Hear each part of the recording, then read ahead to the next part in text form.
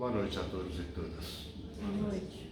É um privilégio sempre, e é um privilégio de verdade poder assistir a essa comunidade e principalmente nessa responsabilidade da reflexão sobre a palavra de Deus, sobre a palavra do Evangelho de nosso Senhor Jesus Cristo, da memória do povo de Deus e da memória da Igreja de Cristo também, na sua missão nessa terra. Quando nós falamos do tempo comum na liturgia cristã, nós estamos falando de um momento em que a Igreja celebra a sua presença, a presença do Reino de Deus na história da humanidade. Celebra e reflete acerca dessa missão ao longo da sua história e de como, contemporaneamente, nós podemos trabalhar a tarefa que Deus nos designou nesse mundo. Eu quero ser breve na minha reflexão, mas eu vou aproveitar, como sempre, os 3 textos da Bíblia, porque eles têm um sentido comum. E o sentido principal é o anúncio de que haverá profecia. Lá em Deuteronômio, o Moisés anuncia que virá um profeta para guiar o povo. E Deuteronômio é um livro do Pentateuco que é basicamente um livro de organização do povo, onde se estabelece os ritos, as funções, as tarefas daquela comunidade constituinte do povo de Deus depois da saída do Egito. Aí nós vamos a ler os Salmos que foi lido aqui. O Salmo, ele tem um resumo simples. Ele diz qual é o tipo de ser humano que nós queremos. Aliás, nós adoramos a Deus, buscamos, mas ele diz, em reflexo a isso, existe uma manifestação de uma humanidade da qual se espera daqueles que buscam e adoram a Deus. Principalmente pessoas humanamente justas, coerentes, determinadas e que possam expressar a face divina no mundo onde ela está. Aí vamos ao Evangelho. O Evangelho é o primeiro milagre de Jesus. A expulsão de um endemoniado.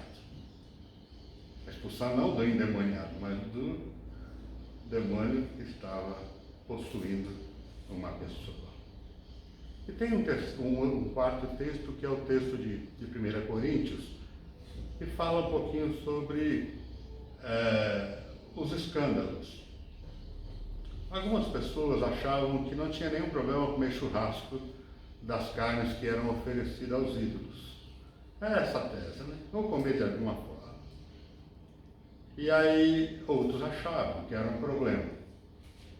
E que Paulo instrui aquela comunidade de Corinto a falar, vocês privem, se for necessário, de ter essa prática, ainda que de fato tudo é dado a Deus e tudo de fato é de Deus, mas tem pessoas que não entendem dessa forma e têm uma limitação em entender. Então é melhor que vocês se abstenham de fazer em detrimento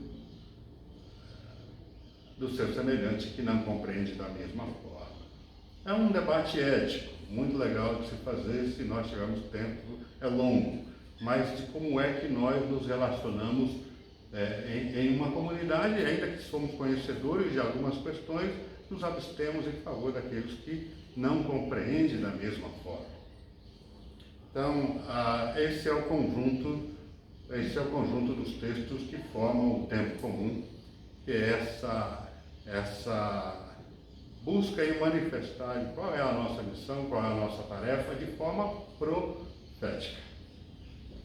E aí, a Bíblia sempre fala em profetas, né? Como indivíduo, como pessoa. O próprio Cristo foi anunciado como profeta de Deus. Mas é algo mais do que isso. A profecia, ela é um anúncio comunitário.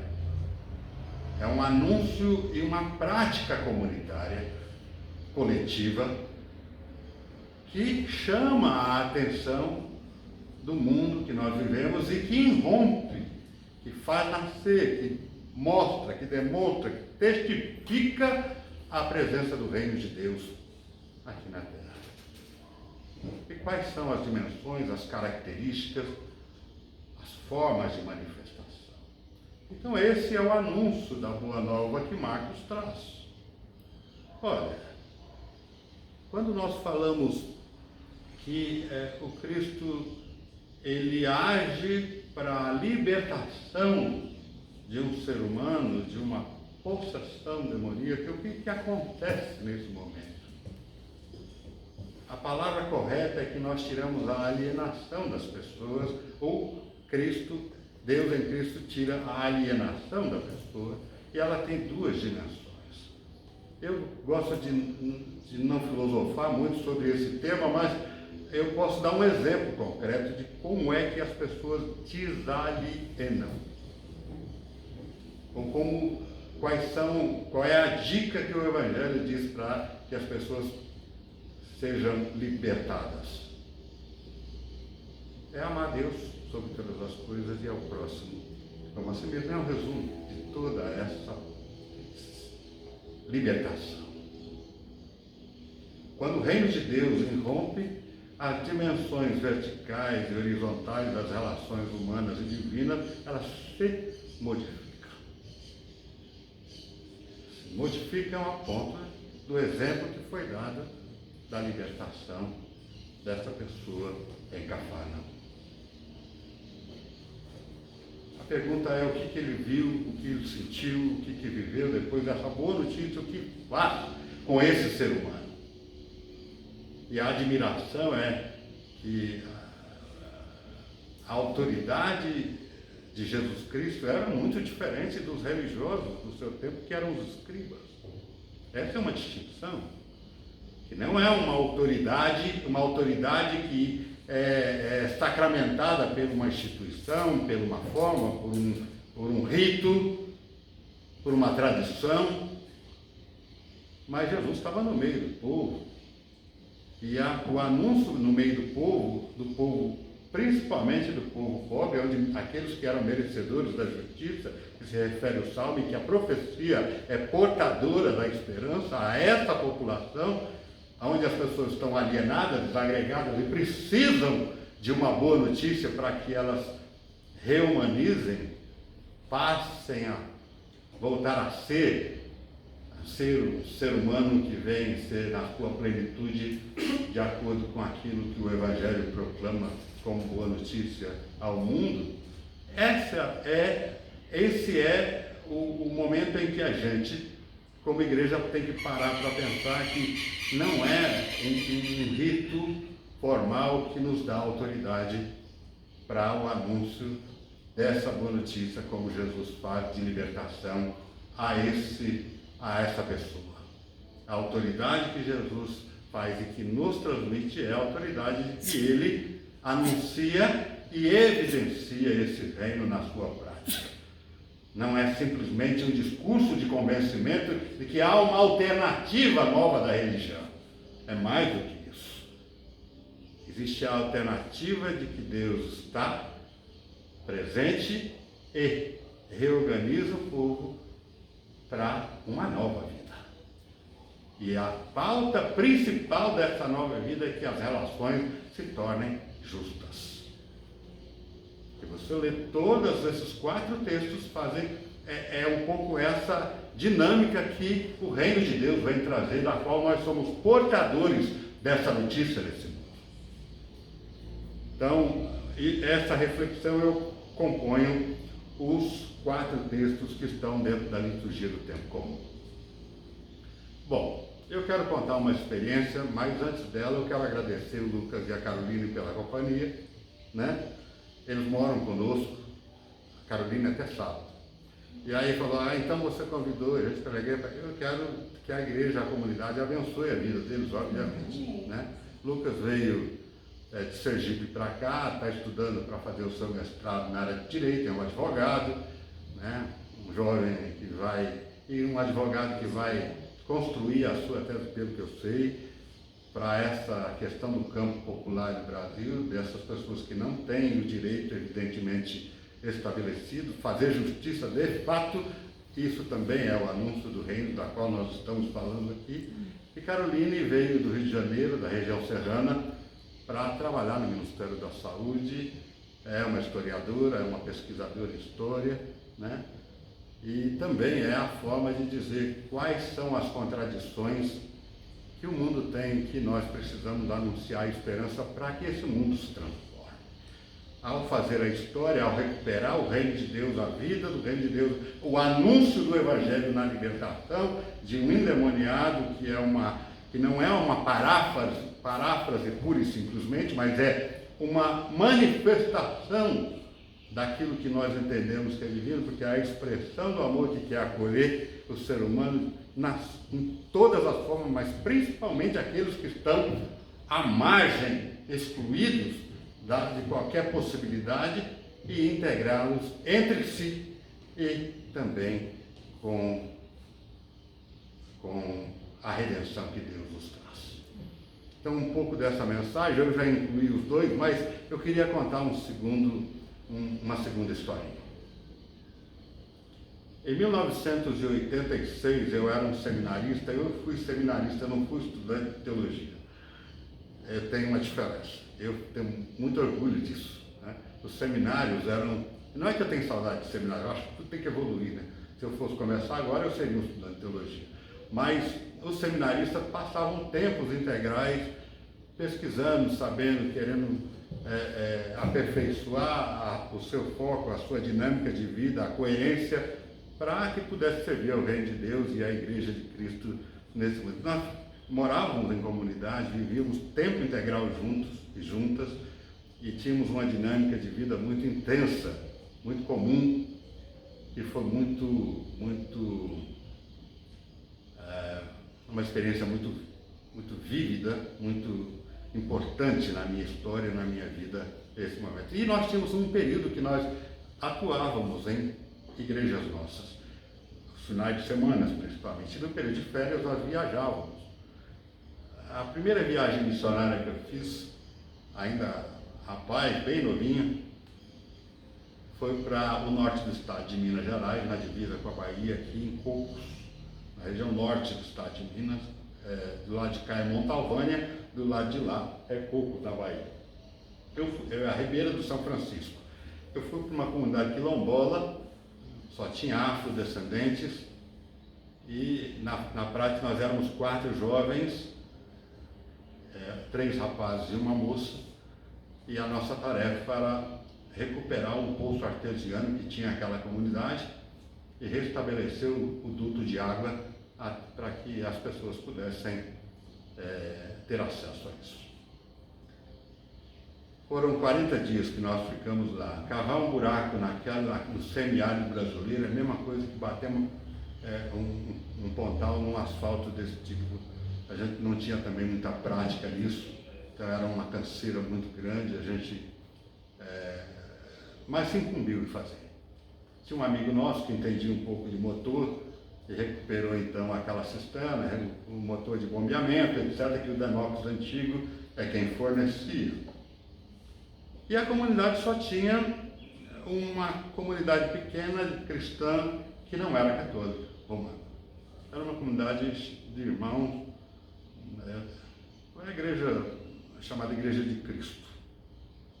O reverendo daquela comunidade, naquele era um dos poucos homens que estavam lá, porque a maioria dos homens foram trabalhar nas frentes de trabalho, que era um período de seca muito forte. E restávamos nós, os 5 jovens seminaristas, cavando buraco, botando cano, e no domingo nós então frequentávamos aquela igreja. A maioria mulheres, com filhos pequenos e filhas. E eles não tinham calçado, eram pessoas muito pobres, muito simples.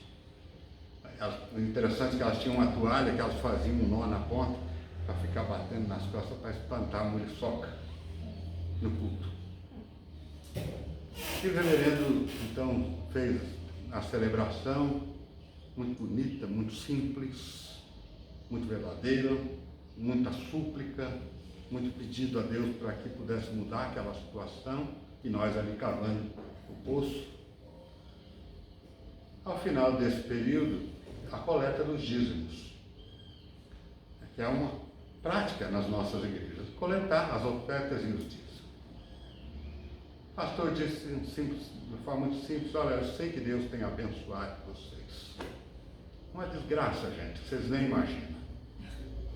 Mas Deus tem abençoado vocês. Então, aquilo que vocês tiverem, pode trazer aqui no altar, vou guardar na despensa. É mandioca, batata doce, é o que tinha. Nós ainda comíamos bolacha que o Paulo Maluf mandou do estado de São Paulo, lá um negócio estragado, que deixava mais com desenterrido que a gente inteiro, aquela comida que a gente comia. Mas trouxeram o que tinha, o que tinha. Mas o mais interessante, o mais evangélico, mais evangélica das expressões vividas, não é conhecida, foi: o pastor era analfabeto, ele não sabia ler. E ele disse o seguinte: diz a palavra de Deus, que aqui a igreja, a casa de Deus, que é a casa comum de todos nós, de todas nós, é um lugar que você, quando tem abundância, traga as coisas para a despensa desta casa de Deus. Porém, o dia que vocês tiverem necessidade, as portas estão abertas. Venha cá e retire. Venha cá e retire.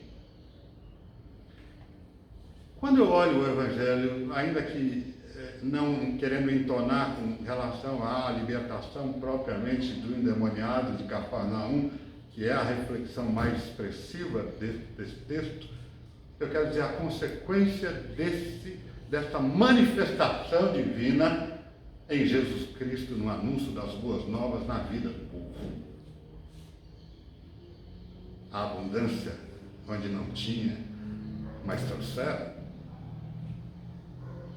E na necessidade, ainda que houvesse, e haveria, certamente, está aqui a despensa que vocês podem retirar. Eu vejo nessa situação, na prática histórica do reino de Deus, a prática evangélica que nós devemos, nesse tempo comum, refletir, debruçar e saber qual que é a nossa nesse mundo que nós estamos vivendo. Eu poderia caracterizar esse mundo, porque a gente sempre tem a questão de falar: está tudo ruim para ficar bom. Né? Eu vivi essa comunidade lá no semiárido brasileiro, não tinha nada de bom, e o pastor anunciando que se você tem abundância, traz para a casa de Deus. Eu fiquei espantadíssimo com isso, não tinha água, era criança morrendo todos os santos dias, eles tinham um toque de caixa, eles faziam todas as mortes, saíam nas ruas tocando caixa para anunciar a morte das pessoas. Era muita gente que morreu durante os 40 dias que nós ficamos lá. Mas a palavra de esperança na prática daquela comunidade era algo inusitado, que rompia dentro de nós a coragem do testemunho da presença de Deus nesse mundo. Nesta palavra, eu queria, já que a quarta semana do tempo comum vai ter até o período da Páscoa, a reflexão, que essa comunidade, juntos e juntas, pudessem refletir sobre esse aspecto da manifestação histórica da nossa missão, de como é que o nosso anúncio se torna efetivo na história e transforma a nossa história na esperança de um outro mundo, que ela é diferente do mundo que, de fato, pelos princípios que nós vivemos do ódio, da violência, da desagregação humana, social, política, a gente possa dizer: olha, tem esperança para o povo, porque Deus está entre nós.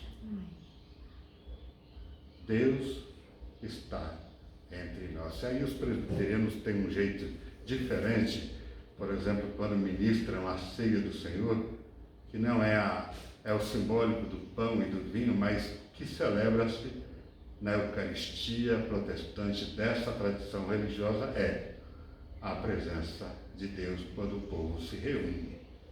A presença de Deus, o anúncio profético de Deus quando o povo está reunido. Nesse momento nós irrompemos o desespero nesse mundo e anunciarmos a esperança de libertação, como está escrito na ordem de Jesus, aquele que possuía aquele ser humano para que pudesse ser subtraído dele e ele pudesse ser liberto. É o exemplo individual de um contexto coletivo da ação do Reino de Deus na história. E vários momentos vocês vão pensar sobre isso. Mas quando eu penso sobre isso, eu lembro dessa comunidade em que nós vivemos a experiência de que aquela comunidade nada tinha e tudo tinha. Não era uma comunidade que já tinha se rompido o ciclo do eu estou devendo. Eu estou recebendo a graça de Deus e a vivo presencialmente no meu testemunho, que a hora que você tiver falta, venha fazer a requisição da sua necessidade. E podemos abrir essa comunidade e todas as outras que nós fazemos parte para que o mundo creia que a esperança ela é um fato que se materializa. Certo? Que Deus nos abençoe ricamente, profundamente, e nos leve para casa com esperança. E que a gente seja porta-voz disso na nossa vida, individualmente e também de forma coletiva. Mais uma vez eu agradeço a oportunidade e peço a Deus que possa iluminar a vida de todos e todas nós, abençoar o reverendo Daniel que está aí na sua tarefa de estudo, sua família, o conselho da sua comunidade, e também que aqui nas memórias proféticas de tudo que a gente já viveu, que a história nossa não se resume num evento. A história é um processo da nossa vida. Essa comunidade tem história, eu a conheço, e que em cada tempo a gente podia relembrar isso, para que o nosso testemunho pudesse ser todo o tempo revigorado na graça de Deus. Muito obrigado. Deus abençoe.